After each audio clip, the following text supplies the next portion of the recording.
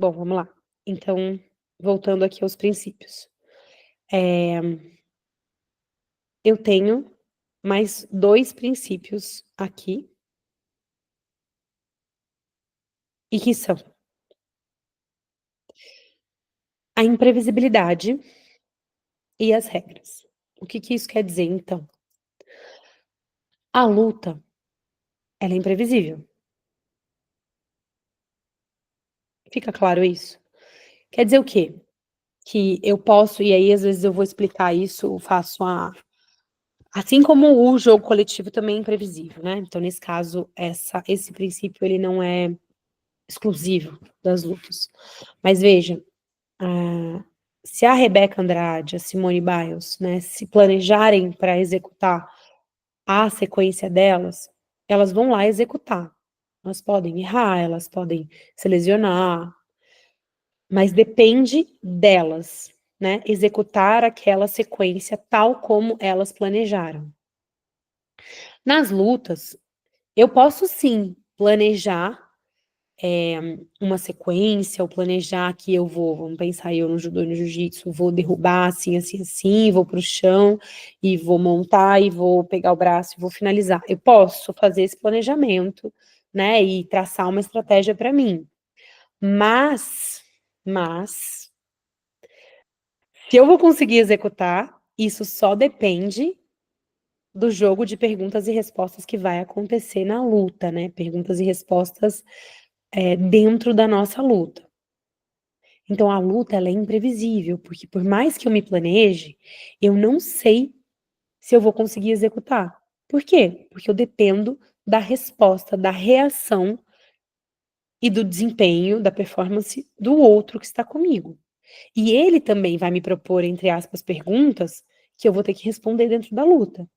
E esse jogo de perguntas e respostas faz com que a luta seja imprevisível e que também, aquela execução técnica que a gente planeja lá fora, ela não seja necessariamente possível quando a gente está lá, porque a gente tem um adversário que é o nosso alvo e que está ali dialogando com a gente. E por que eu falo diálogo? Porque se eu não falasse diálogo, eu falaria do último princípio. Se eu não tivesse o último princípio, eu não teria um diálogo, eu teria briga. Né, então se a gente pensar no nosso dia a dia, nas nossas relações, né, se eu não tenho muitas vezes quando eu não consigo um diálogo, eu vou pra briga. O que que é a briga? A briga não tem regra, né, então a briga, no caso da luta, ela vai ser uma briga, que vai me possibilitar qualquer coisa, que vai, possibilitar que eu pegue uma cadeira, uma garrafa, um revólver. Então, essa falta de regras, ausência de regras, faz com que então existe uma grande diferença, e eu acho que isso é muito legal quando a gente está pensando em ensinar, principalmente crianças, né, de mostrar a diferença entre briga e luta, porque muita gente vem com isso, né, "Ah, eu vou brigar e vou lutar", como se isso fosse ali, tivesse tudo no mesmo balaio, né, então são as regras que vão diferenciar a luta da briga. E de novo, as regras é que vão fazer com que a luta seja um diálogo, e não seja uma gritaria, né, uma briga desgovernada, descontrolada. Olha como isso é bonito, eu acho isso muito bonito. Porque para que eu lute, eu preciso de você, eu preciso do outro, eu preciso dessa conversa, eu preciso desse encontro e eu preciso desse diálogo.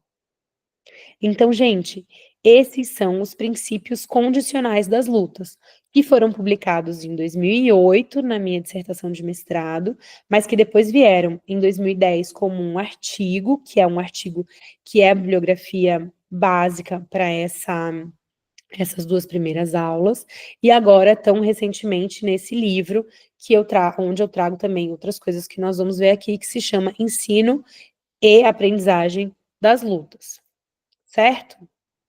Legal, então vamos continuar. Eh,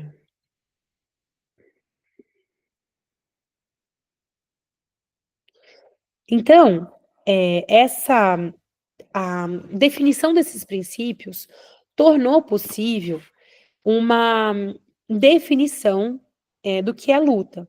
Então eu vou ler para vocês aqui, o que é luta segundo essa definição que a gente chegou. É legal contar para vocês que, essa definição caiu até na prova do Enem, no ano de 2001. Então, é uma definição que foi aí bastante utilizada por outras pessoas, que vêm estudando a pedagogia das lutas, então que foi também um norte, e que ela veio de muitas discussões, de muitos vai e vens, do como o que que é luta afinal, né, e como que essa definição poderia abarcar modalidades de luta em geral, modalidades de esportes de combate, artes marciais, né. Então quando eu estou falando da luta que acontece ali, essa luta com esses princípios, então eu estou falando de uma prática corporal imprevisível, caracterizada por um determinado estado de contato, que possibilita a 2 ou mais pessoas se enfrentarem numa constante troca de ações ofensivas e ou defensivas, regida por regras com o objetivo mútuo sobre um alvo móvel personificado no oponente. Vejam, essa palavra eu não usei. Móvel, o alvo, ele é móvel. Então, além dele estar personificado no oponente, ele é móvel. Então, veja como isso deixa a luta uma prática tão complexa, né? Então, imprevisível e um determinado estado de contato, porque esse contato ele pode ser como? Ele pode ser um contato, contínuo, a gente vai ver isso, né, ele pode ser um contato ali direto, né, o agarre, ele pode ser um contato só, puxando, empurrando, ele pode ser um contato, mediado por um implemento, ele pode ser um contato, né, com golpes de percussão, ele pode ser um contato com as mãos, com os pés, com o corpo inteiro, ele pode então quem é que vai determinar como é esse contato são as regras daquela modalidade, ou são as regras daquele jogo que eu vou propor para ensinar aquela modalidade ou aquele conjunto de modalidades. Ok? Mas aí todo mundo vai falar. Espera aí,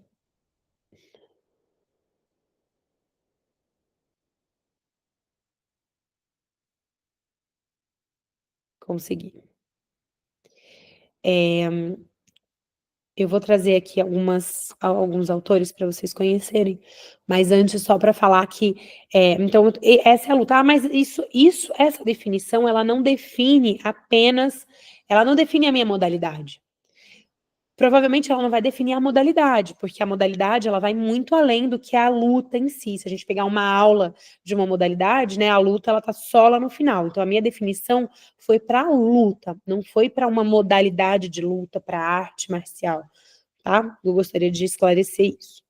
Então, assim, se isso é luta, a proposta, então, de métodos de ensino não tradicionais que vão romper, mas romper não quer dizer esquecer e não utilizar, mas vão romper no sentido de, olha, vamos abrir a caixa dos métodos tradicionais e vamos espalhar essa caixa, né, de metodologias num tatame, onde a gente possa, então, escolher qual é o método que você vai utilizar, que tipo de aula você vai dar, qual vai ser a sua abordagem, o que que faz sentido para aquele objetivo que você tem, para aquele público, naquele lugar que você vai ensinar. Então, o nosso foco, quando a gente fala desse tipo de metodologia de ensino, ele é um foco na situação de luta. O que que isso quer dizer? E aí eu vou trazer algumas citações para vocês, então, conhecerem esses autores. E pensarem, então, como seria ensinar a partir de um foco na situação de luta. Vamos lá, aqui. Então, tal como propõe Figueiredo, partindo da análise da situação de luta, não como modalidade, mas como situação, para referenciar a importância das situações duais de oposição. Ainda tem complementa, opa, peraí, dispensar. Complementarmente, a análise efetuada é também proposta a aplicação do modelo integrado técnico-tático, que Lopes-Rose e Casterron desenvolveram, procurando dotar o processo de ensino e aprendizagem em iniciação, com vista ao desenvolvimento do saber lutar. Ele fala então de um saber lutar.